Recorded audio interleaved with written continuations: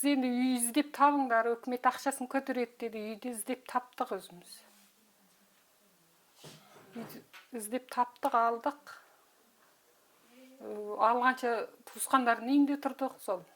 Содан кыйналдык энди. 1-2 ай сол жерде туруп, үй издеп табып алганча кыйналдык. Сол кезде бизге негиз үй майлап берүү керек эди.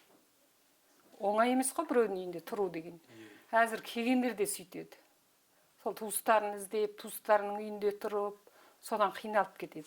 Туустары болмаган кисилер энди айтуу казакпыз го, ары кетемейбиз айтуу. Ананын үйүндө 5 күн, ананын үйүндө 2 күн сөйтүп жүрөт.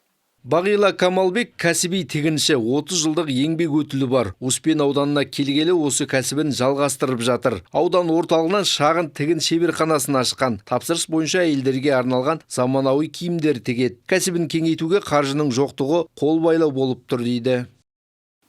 Енді бізге жетіспей тұрғаны мына кәсібімізді қолдамай жатыр. Грант алмадық.